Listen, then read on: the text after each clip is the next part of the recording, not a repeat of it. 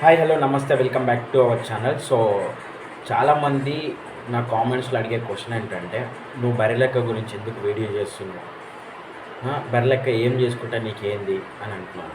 So Barrelakka పర్సనల్గా ఏం చేసుకున్నా మనకు అవసరం లేదు బ్రో. బర్రెలెక్క ఇప్పుడు పొలిటికల్గా బరిలో దిగింది. సో ఆమె వ్యక్తిత్వం ఎలాంటిదో మీ అందరికీ తెలియాలి కదా. ఇప్పుడు మనసు మంచిగా ఉంటేనే మనిషి మంచోడు అంటారు, అవునా? సో మనసు మంచిది కాదు, ఆ మనిషి మంచిది కాదు అని చెప్పేసి అన్నట్టు నేను క్లియర్గా ఆమె వీడియోస్ తోటే నేనేం సొంతంగా చెప్పలేదు కదా, ఆమె వీడియోస్ తోటే ఆమెది ప్రూవ్ చేయించిన నేను. ఆమె ఏం మాట్లాడింది, ఇంతకు ముందు ఏం మాట్లాడింది, తర్వాత ఏం మాట్లాడింది, దాని తర్వాత ఏం మాట్లాడింది, ఒక్కొక్క ఇంటర్వ్యూలో ఒక్కొక్కలాగా ఎలా మాట్లాడుతుంది, పబ్లిక్ని ఎలా మోసం చేయాలని చెప్పి ట్రై చేస్తుంది. సో ఇవి చెప్పుకుంటూనే నేను వచ్చా. నేనేమన్నా కొత్తగా నేను సృష్టించి చెప్పానా? లేదు కదా. సో ఇప్పుడు కూడా నేను చెప్తున్నా, బర్రెలెక్క ఎంపీ ఎలక్షన్లో కానీ ఎమ్మెల్యే ఎలక్షన్లో కానీ ఎందుకు పోటీ చేస్తుంది? ఆమెకి మెజారిటీ రాదనే కాన్ఫిడెన్స్ ఆమెకుంది. నమ్మరా? సరే, ఇప్పుడు ఒక క్లిప్ చూపిస్తాను. ఆ క్లిప్ చూసి దాని తర్వాత మనం మాట్లాడుకుందాం, ఓకేనా? 10,000 మెజారిటీ అంటున్నా. మెజారిటీ 10,000 వస్తాయి అనుకుంటున్నా. 10,000 ప్లస్ ఇంకెంత కదా. మెజారిటీ 10,000 వస్తుంది అనే కాన్ఫిడెన్స్ ఉంది. 10,000 గుర్తుపెట్టుకోండి, 10,000 మెజారిటీ వస్తుంది అని చెప్పేసి అని అంటుంది. సో లాస్ట్ టైం ఎమ్మెల్యే ఎలక్షన్లకి 5,000 ఓట్లు వచ్చినాయి నీకు. ఇప్పుడు ఎంపీ ఎలక్షన్లకు 10,000 వస్తాయేమో అనుకోవచ్చు. 10,000 మెజారిటీ తోటి గెలుస్తాను. ఇప్పుడు నీ కాన్స్టిట్యున్సీలో 10,000 మెజారిటీతో నువ్వు గెలుస్తావా అని అడిగితే గెలుస్తా అని చెప్పేసి అని అంటుంది కదా. సో ఇప్పుడు అక్కడ ఎంతమంది పబ్లిక్కి, ఓటర్స్కి ఓటు హక్కు ఉంది, ఎంతమంది పబ్లిక్ ఉన్నారు అని కనుక్కుందాం. 14,50,000 ఉన్నాయన్న ఓట్లు. జనాభా వచ్చేసి 17 లక్షల పైన ఉన్నారు. ఓకే, ఓన్లీ కాన్స్టిట్యున్సీలో 17 లక్షల పైన జనాభా ఉన్నారు. సో దాంట్లో 14 లక్షల మందికి ఓట్లు ఉన్నాయి. సో అందులో నీకు ఎంత మెజారిటీ వస్తుంది? 10,000 మెజారిటీ వస్తుంది. సో 10,000 ఓట్లు వస్తున్నాయని నేను అనుకుంటున్నా. నువ్వేమంటావు? 10,000 మెజారిటీతోనే గెలుస్తా అనుకుంటున్నావు.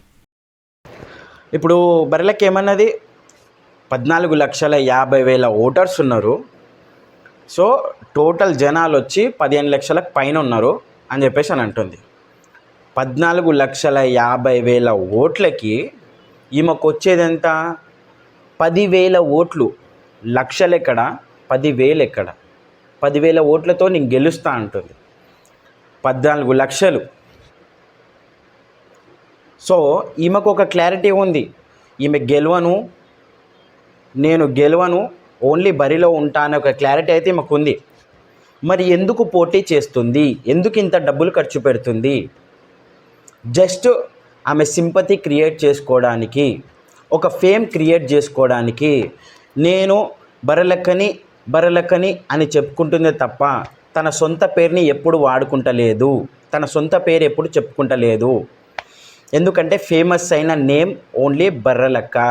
ఆ నేమే యూజ్ చేసుకుంటుంది, ఆ నేముతోటే ఫేమ్ అవ్వాలనుకుంటుంది, ఆ నేముతోటే ఈమె డబ్బుల కోసమో ఇంకేదన్నా కోసమో ఈమె క్రియేట్ చేస్తుంది.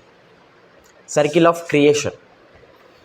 సో ఇప్పుడు మీకు అర్థమవుతుందిగా, 14,50,000 ఓటర్లున్న నాగర్ కర్నూల్ ఏరియాలో ఓన్లీ 10,000 ఓట్లతో గెలుస్తుంది అని ఒక కాన్ఫిడెన్స్ పెట్టుకుంది. చూసావా?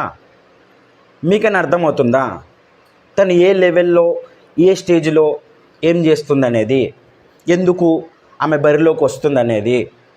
ఎమ్మెల్యేగా చూశారు, ఎమ్మెల్యే ఎలక్షన్లో చూశారు ఆమె నటన, ఆమె ప్రవర్తన.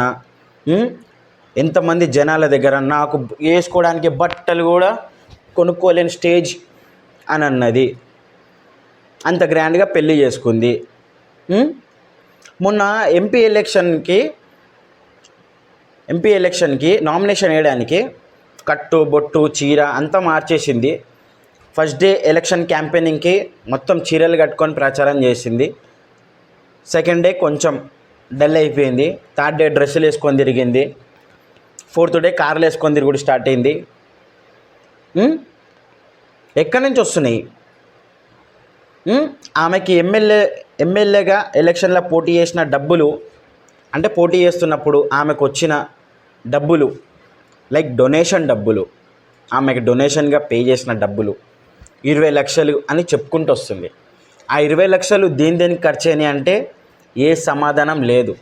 ఒకసారి 10 లక్షలు వచ్చినాయి అంటది, ఒకసారి 10 లక్షలు ఎమ్మెల్యేకి పోటీ చేసినప్పుడు ఖర్చు అయిందంటది, ఒకసారి 12 లక్షలు, 13 లక్షలు, వాళ్ళ ఆయననేమో 14 లక్షలు. మేము హెల్త్ ఇష్యూస్ ఉన్న వాళ్ళకి 2 లక్షలు డొనేట్ చేశాము అని అంటున్నారు.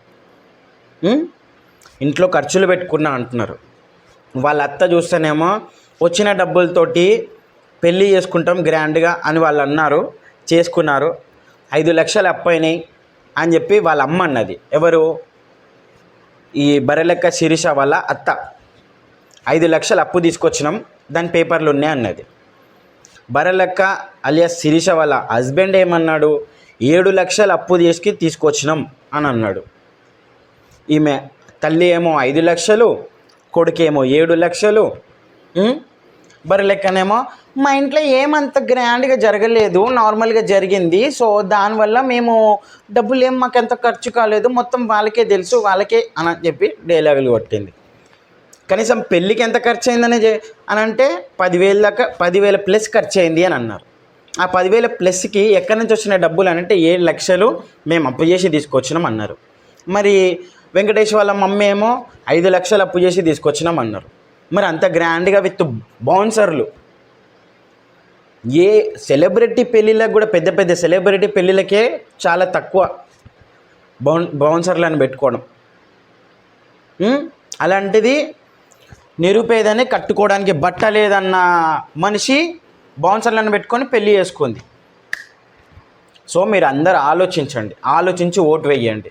సో నేను చెప్పేది ఏంటంటే, నాకు కామెంట్ చేసే ప్రతి ఒక్కరికి నేను చెప్పేది ఇదే, ఆమె నటించి ముందుకెళ్తుంది. ఆమెని అంటున్నారు చాలామంది, ఆమె అమ్మాయి బ్రో, ఆమెకి కొంచెం హెల్ప్ చేద్దాము, ఆమె సపోర్టింగ్గా చేద్దాం. మంచి వాళ్ళకి సపోర్ట్ చేయొచ్చు, కానీ ప్రజల్ని ముంచే వాళ్ళని సపోర్ట్ చేయడం చాలా తప్పు. నువ్వు మంచి ఇప్పుడు ఏదైనా కొనుక్కోవడానికి వెళ్తున్న ఒక మనిషికి నువ్వు ఒక 5 రూపాయలు 10 రూపాయలు ఇచ్చి వాడిని కొనుక్కో అనడం సహాయం. వాడు దొంగతనం చేసిన దాంట్లో నువ్వు దాంట్లో సగం అడుక్కోవడం, అది నీవు కూడా దొంగతనం చేసిన కిందికే వస్తుంది. సో ఇప్పుడు ఆమె ఏంటిదో నేను ప్రూవ్ చేస్తున్నా. మీరు ఆమెకి సపోర్ట్గా నిల్చుంటే మీరు కూడా అందులో భాగ్యస్వాములు అవుతారు. అది గుర్తుపెట్టుకోండి. నేను మంచి అనిపిస్తేనే సపోర్ట్ చేస్తున్నా. ఇంతకుముందే నేను బరెలెక్కకి మంచి అనే సపోర్ట్ చేశా.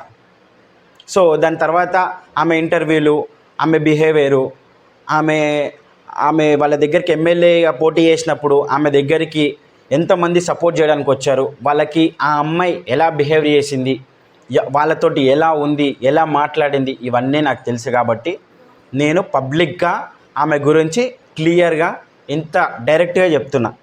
సో మీరు ఆలోచించుకోండి. ఆమె వీడియోలు ప్రతి ఒక్కటి నా యూట్యూబ్ ఛానల్లో ఉన్నాయి, విత్ షార్ట్స్లోనే ఉన్నాయి, షార్ట్స్లోనే చూడండి.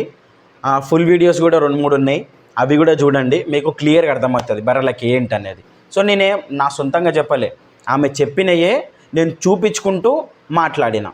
ఓకేనా? Please do like, subscribe and share to more latest updates. Thank you so much. జై హింద్.